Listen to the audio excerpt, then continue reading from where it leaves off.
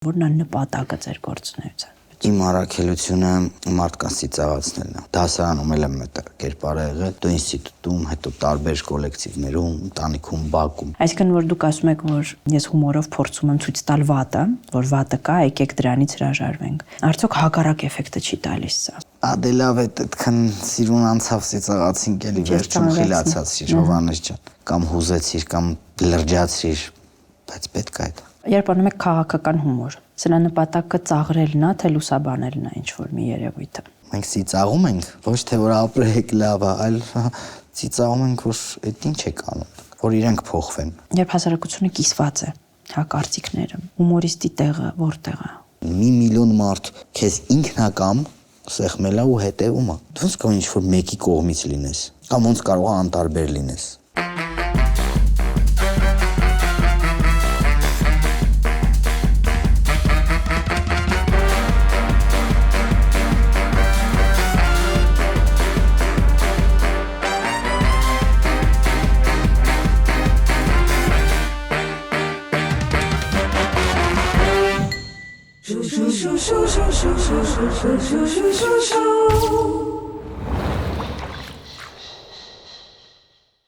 Ոնց եք։ Լավ, շնորհակալ եմ։ Դուք ոնց եք։ Լավ, շնորհակալություն։ Ոնց են անցնում ձեր հանգստյան օրերը, եթե հանգստանում եք իհարկե։ Արդեն քանի տարի է ես ինձ այնց չեմ շռայլում հանգիստ, այսինքն շաբաթ կիրակի չկա ինձ համար, շատ սխալ եմ անում, բայց հանգստի էլ չեմ մեկնում։ Այնց ստացվում է, որ մի քանի տարի անցավ, մի անգամ հանգստացա, մի շաբաթ, այն էլ ընդհատ չեմ կարող գործից կտրվեմ։ Բայց ամեն դեպքում ձեզ հաճելի է, սիրում եք հանգստանալ։ Ինչ հաճելի չի չեմ անում։ Առհասարակ։ Հանգիստը հաճելի չի, ոնց հասկանում եմ։ Հանգիստը հաճելի է, բայց այնքան հաճելի չի դառնում, որ գործի հաշվին անեմ։ Թեպետ պետքա գիտակցում եմ, որ գոնե 2 անգամ, եթե չեմ 1 անգամ տարվա մեջ մի 10 օրով լրիվ կտրվել է անջատվել։ Բայց հնարավոր չի դառնում դա։ Դե հեռախոս կոչվող չարիքը չի թողնում, եթե այդ կամքի ուժը գտնեմ, անջատեմ, շպրտեմ մի քանի օրով, հա, բայց մեկ էլ զանգ, գործով մի հատ հրատապ բան։ Գործն էլ նենց բան է, ձեռքդ վրայից քաշում ես մի շաբաթ 10 օր կարող է խարխլվի, փլվելու կողմ գնա, ինչ այդպես դժվար տանելի բան է, էլի։ Ես կարծում եմ, որ դուք միայն ստենդափեր եք անում, հումորով եք զբաղվում, բայց ձեր գործունեությունը բարձում է շատ բազմազան է։ Ու արդեն մոտավոր 25 ավել աշխատող ստաբիլ կան, ունենք թիմում, ոնց որ բոլորի ուզած չուզած տնօրենը եւ պրոդյուսերն եմ հանդիսանում, պլյուս մեր դպրոցը թատերական իր 40-ից ավել սաներով ու իր խնդիրներով, production-ը, վիդեոարտադրություններ, ներկայացումներ, հյուրախաղեր։ Սկսելուց առաջ հաղորդումը տարիքի մասին ձեր ասեցիք,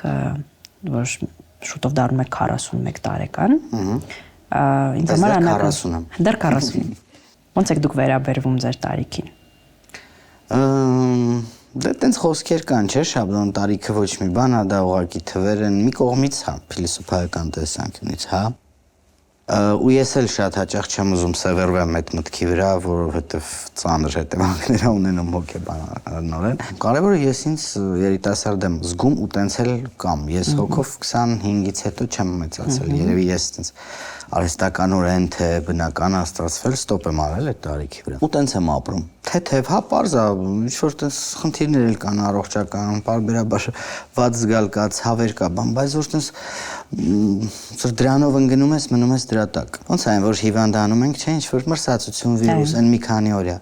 Նկատած կլինեք, եթե պարկում եք, ծանրանում եք, անկողնային եք դառնում, բայց եթե գործ բան ոտի վրա, տենց թեթև էլ անցնում այդ մի քանի օր։ Դուք աղջիկ ունեք։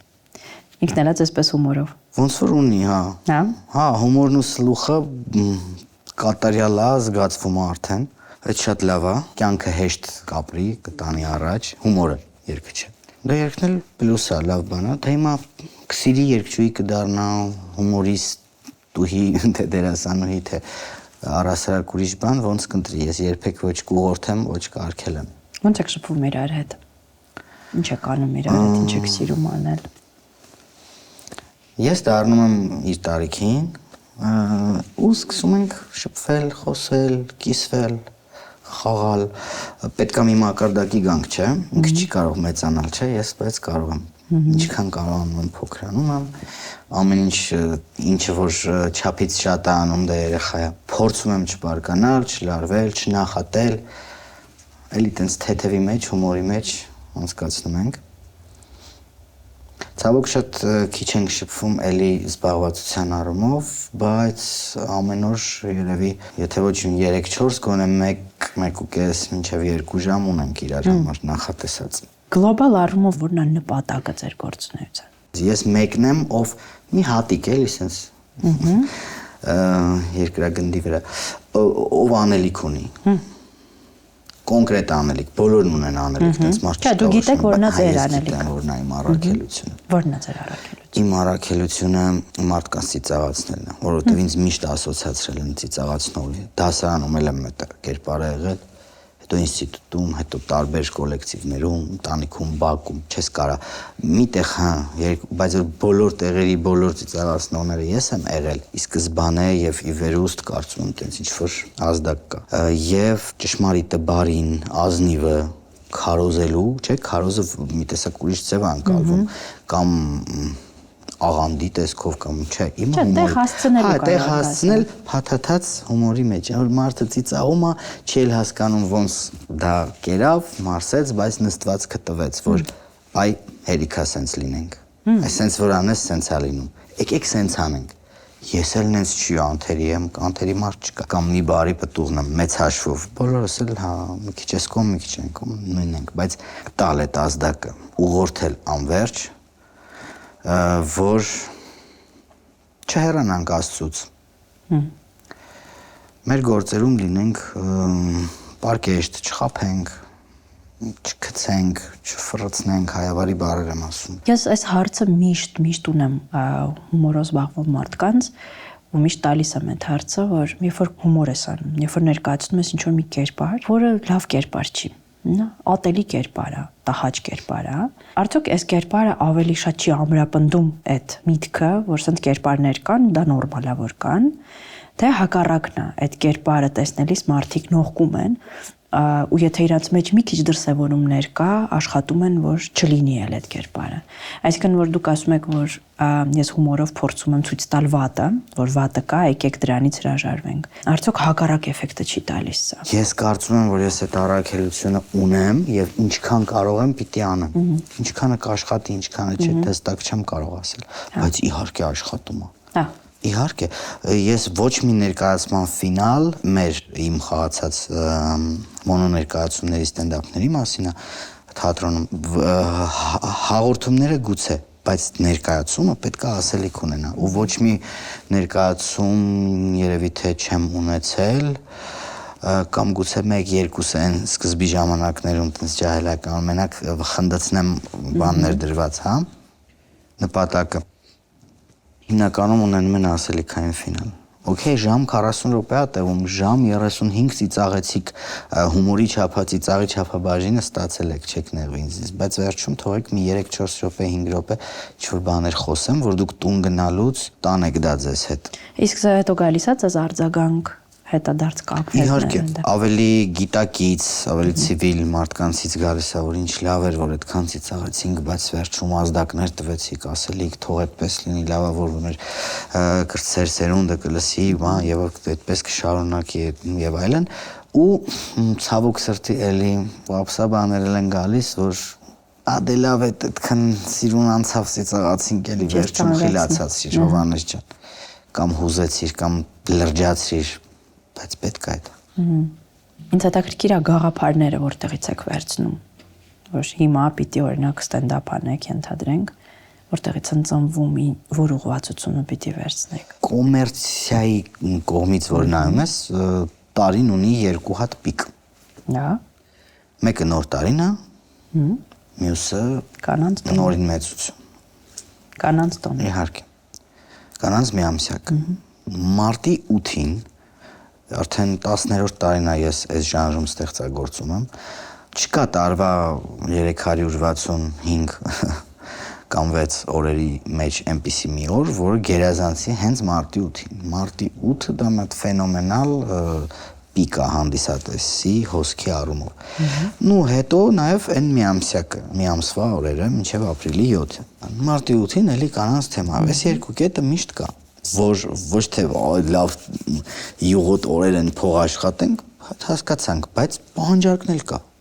Բանոր բան չես անելու։ Բայց չեն սպառվում այդ թեման, այդքան կանանց մասին։ Կանանց մասին այդ մտավախությունը միշտ կար։ Երևի 7-8 ավել ներկայացում կանանց մասին մենակ։ Եթե մյուս ներկայացումներում դեռ հազարու մի բաներից կխոսես, կպտտվես էլի կգաս թեմային, այստեղ մենակ կանանց մասին, կին տղամարդ, կին աղջիկ, մայր, քույր, կին, տատիկ, կին, բայց չի սպառվում, չէ։ Դա էլ եւս մեկ ապացույց, որ անվերջանալի շտեմարանը կինը։ Իր անհասկանալիությամբ, իր տարօրինակություններով, գուցե վատ բաներն եմ մենակ ասում, բայց դա փաթաթված գեղեցիկի մեջ։ Կա ինչ-որ մի կատակ ձեր, որ դուք սիրում եք։ Հետաքրքիր է նա, որ այն ամենապիկ կատակները, որոնք դարձել են մեմեր, չգիտեմ, կամ տենց պտտվում են համացանցերում ու շատ մեծ արձագանքի են արժանացել եւ կոմենտներում ամենաշատ դա են գրում եւ այլ, դա միշտ եղել են իմպրովիզներ 90%-ով։ Հիմնականում պարեկների համասով կատակները այդ որ ասում եմ խառը բաներ են խոսում, չես է հասկանում ինչ ասում, կանգնացնել որ խառը կարա ինչ ուզի ասի, ասում եմ, կարա ասի Opel-ի վարորդ կուզեի ներ Mercedes-ի վարորդ։ Այդ իմպրովիզը եղել ու նենց տրակոց զալերում, նենց բանը, հետո ընկավ YouTube, հիմա բոլորի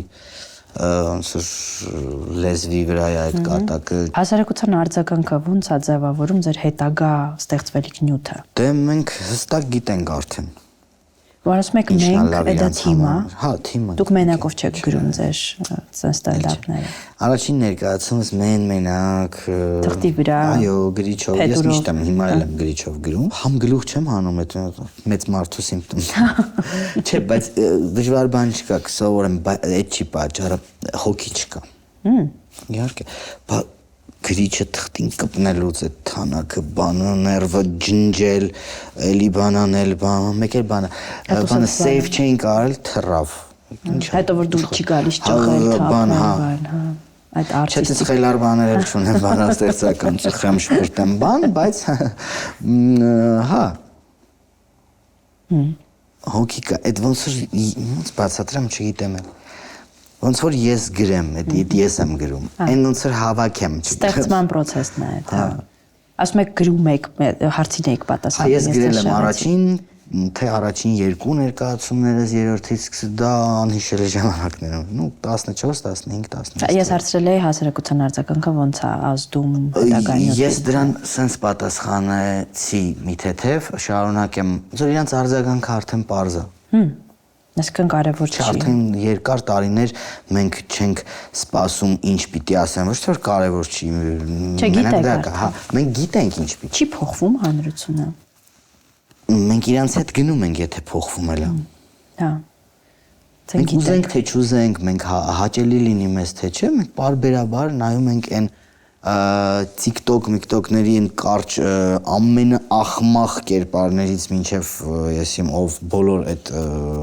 հիմարություններն էլ կներեք, հիմարություններ դե շատ կա, հիմարություններին եմ ասում հիմարություն։ Մինչև ամենալուրջ հաղորդումները, չգիտեմ, սպորտում ինչ նորություններ ունենք, ազգային ինչ հաջողություններ ունենք, հետաքրքիր լինի թե ոչ ազգային ժողովի նիստերն էլ, ինտերվյուներն էլ, իրար խփել անպատվելներն էլ, որ թեմայի մեջ լինենք։ Հետո տղաները 1, 2, 3 հոգի կպան, թիմ դարձան, հետո գրում էինք միասին համատեղ։ Հիմա ցավոք սրտի ես ավելի պասիվացրել եմ, պարզա հենց սկզբից եւ վերնագիրը եւ ուղղվածությունը եւ կետերը ես տալիս եմ բարբերաբար մի քանի օրը մեկ ներկայում գտնվում, շտկումներ եմ անում, սա երկարա կարճացնենք, չգիտեմ, սա թույլ է, ուժեղացնենք հումորը եւ այլ, sense բաներ, բայց որ ասեմ ես նստում եմ իմ ներկայացումները հիմա գրում եմ, ես ոչ մի բանի ժամանակ չունեմ։ Կան ինչ-որ թեմաներ, որ մտքում ունեք, բայց դեռ չեք համարձակվում դրանք սարքել ներկայացում, որովհետև շուտ է օրինակ մեր հանրության համար չի ընդունվի, կքննադատվի։ Չի ընդունվի, կքննադատվի պատճառով չէ, բայց կան թեմաներ, որ առաջիկայում ուզում եմ դարձնել ներկայացում։ Ինչ թեմաներ են դրանք։ Օրինակ մի հատ շատ անձնական ներկայացում եմ մտածել անեմ։ Ձեր կյանքի մասին։ Ես վերջերս 40 վերնագրով ներկայացում էի խաղում, 40-ամյակի հետ կապված, հետո դա գնաց եթեր, YouTube։ Թվում է թե այդտեղ շատ բաներ ասեցի, բայց այնքան խորքային բաներ կան, որ մի հատ շատ անձնական ներկայացում կդառնա։ Իսկ ինչա ձեզ տալիս այդ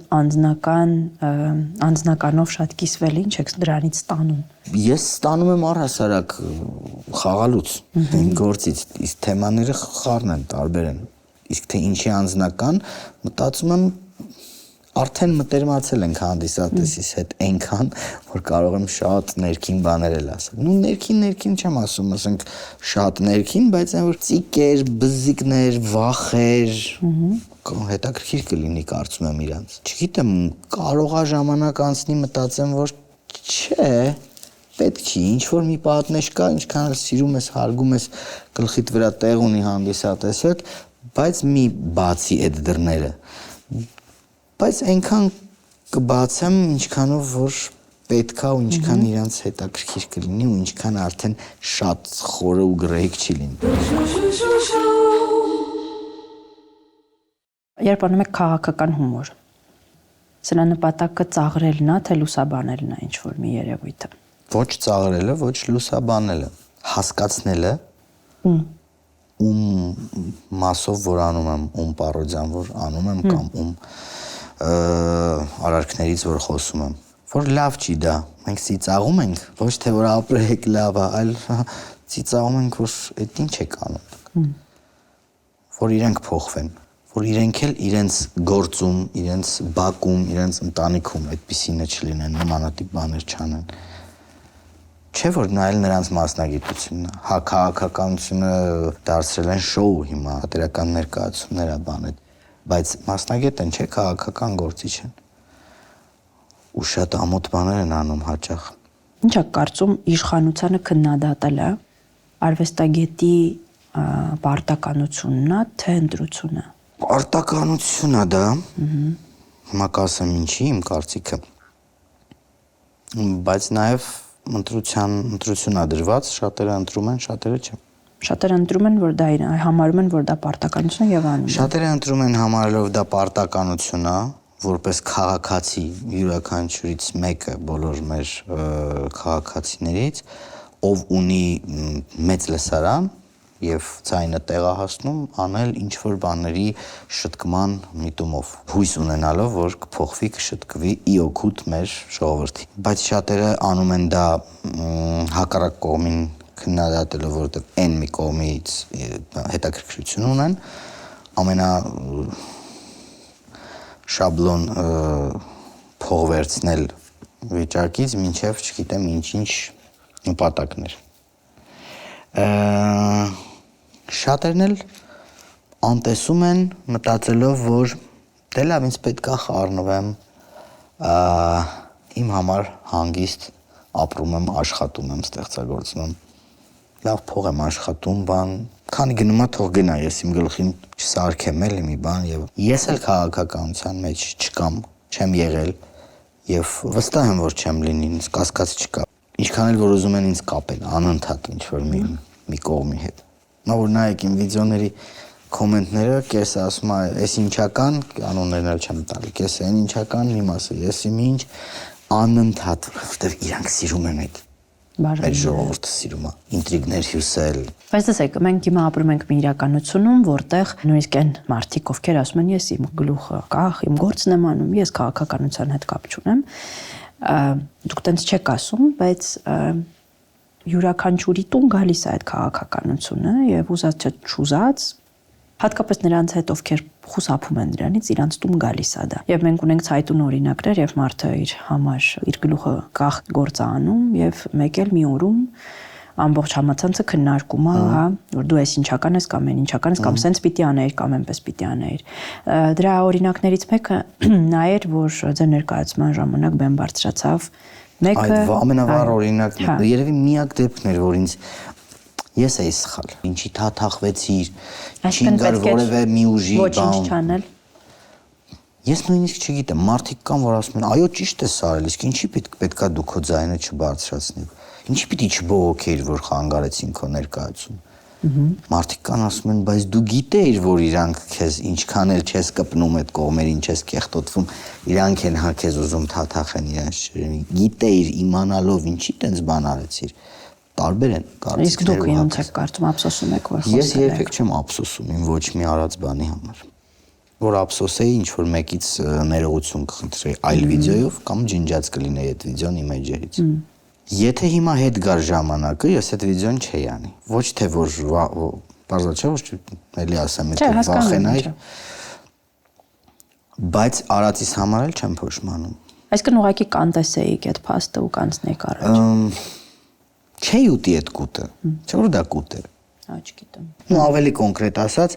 ոնց որ գան խանգարեն ներկայացումը, բայց ես արդեն հարմարված, որ դա եղբայր ֆիլհարմոնիայել են մտել, Սիմում համերգինել են մտել, բան հիմա ակցիա է, ոնց որ փողոցներում են անում, ոնց որ չգիտեմ, որ ես իմ որտեղ են անում, ոնց էլ հանրային վայր է, բան։ Ես արդեն դրա հետ համակերպված սուս-պուս անցնում ենք առաջ։ Բայց մեկ էլ որ տեսնում ես քեզ պախարակում են ինչ որ ֆեյք լրատվականներ, որ դա դու էիր կազմակերպել։ Ես բարձր չէ, այդ պահին մի բան էի մտածում մենակ, որ դուրս գամ բեմ ու լավ խաղամ, այդ 2000-ից ավել իմ հանդիսատեսին գոհ թողնեմ, լավ անցնի ներկայացումը, ծիծաղացնեմ, լավ էներգիա տամ եւ ստանամ։ Կայանա ներկայացում, ուրիշ ոչ մի բան չէր կարող իմ մտքին գար այդ պահին։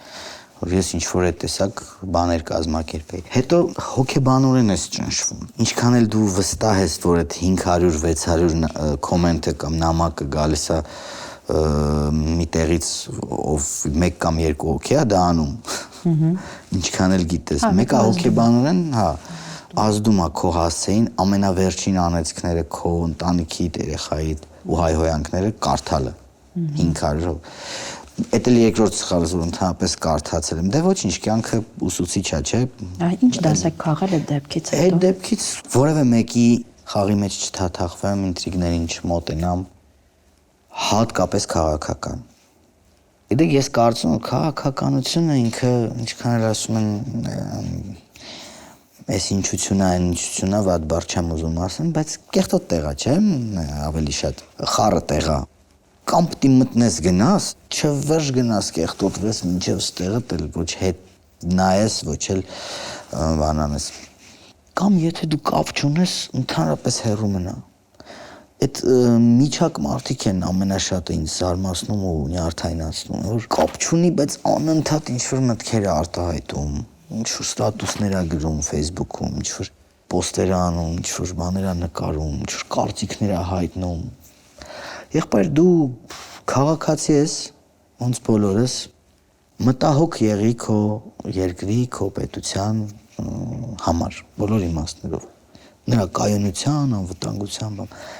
Բայց քաղաքականությունը քո ինչ տեղն է, որ այդպես քո պատվավոր կարծիքը ասում ես, ում է հետաքրքիր։ Երբ հասարակությունը կիսված է, հա կարծիքները, հումորիստի տեղը որտեղ է։ Մի կողմի կողքին, մեջտեղում, թե առհասարակ դրսում։ Ինչի շուրջ է կիսված։ Այսօր մենք ունենք վերացում, չէ՞, այո։ Դե հիմա կիսված են։ Հիմա կիսված չեն։ Հա, հիմա կիսված ենք։ Այ հումորիստի դերը որն է լինել մեջտեղում որպես կամուրջ հաշտեցնել այդ երկու վերացումը, թե առհասարակ չխառնվել։ Որևէ մեկի կողմը հաստատ չէ։ Միանգամից հերքում եմ, որտեղ ես տենց եմ կարծում ու տենց եմ անում։ Ու արել միշտ։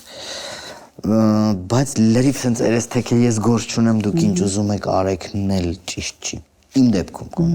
գոնե ես, որ որևէ մի կողմի հետ չասոցացվեմ ու չթաթախվեմ ոչ մեկի արարքներից, չէ որ ասում եմ ոչ մի կողմն էլ բարի պտուղ չի։ Առհասարակ մերոնց չեմ վրա, աշխարհում, աշխարհի քաղաքականությունը վերցրեք, կա տենց մի քաղաքական ուժ, որ վաու, պաշտելի է։ Գոնե հա կամուրջի նման մի բան անել, որ չկռվեն, որ չլարվի սիտուացիան ի վնաս մեր երկրի, ի վնաս մեր ժողովրդի։ Իմ տեղը ժողովրդի մեջ է։ Ես ժողովրդի ծոցից դուրս եմ եկել, ժողովուրդն է իմ լսարանը, ժողովուրդը բարձրացնում է, ժողովուրդն էլ կուզի կգցի, Չէ, իմ նույն հանդիսատեսը ու հերոստատիտողը ու հետևորդները միլիոնից ավել, եթե բոլոր հարթակներն են գումարում, միլիոնից 1.300.000 քան այն օրը հաշվում ենք։ Լավ, կրկնվող մարդիկ կլինեն, ֆեյքեր կլինեն 300 քանի հազար, 1 միլիոն մարդ քեզ ինքնակամ սեղմելա ու հետևում է։ Դու ոնց կարող ինչ-որ մեկի կողմից լինես։ Կամ ոնց կարող է անտարբեր լինես։ Գոնե պիտի լինես այն մեկը, ժողովրդից այն մեկը, ով իրանց շահերն է պաշտպանում։ Կապ չունի ես ինչ սոցիալական կամ բան խնդիրներ եմ ունեցել կամ երբ եմ կայունացել կամ երբ այնց արդեն շատ լավ ինձ համար թե ֆինանսապես թե բոլոր իմաստներ։ Այդ կապ չունի, չէ՞ որ դու մենակ չես։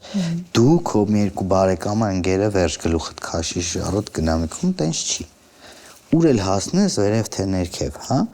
Պետքա, եթե դու այդ մարդն ես, որ քեզ այսքան վստահում են, հարգում, սիրում, հետևում են, նայում են, լսում են, պետքա քո հորդորը լինի դեպի այն կողմ, ինչը ժողովրդի սրտից է։ Վերջում ուզում եմ ձեզ կարճ հարցեր տալ, ուզում եմ, որ կարճ էլ պատասխանեք այդ հարցերին։ Մի բառով, մի քանի։ Մի քանի, կա ինչ-որ մի կատակ, որի համար զղջում եք։ Երևի թե չէ։ Ինչի մասին եք երազում։ Շատ բաների, եթե գլոբալ աղաղության երկրի համար, եթե ավելի նեղ մասնագիտական, որ միշտ երբեք հուսախաբ չանեմ մարդկանց, սխալ բաներ չանեմ ստեղծագործական կյանքում և կարևորը շարունակություն ստեղծենք, որ մեզնից հետո էգոիստ մարդիկ կան, չենք լավ նկարիչ է կամ չգիտեմ ինչ մասնագետ է, ոչ մեկի չի ասում գաղտնիքները, բան մեռնում գնում է, գիծը դատարկ կաման։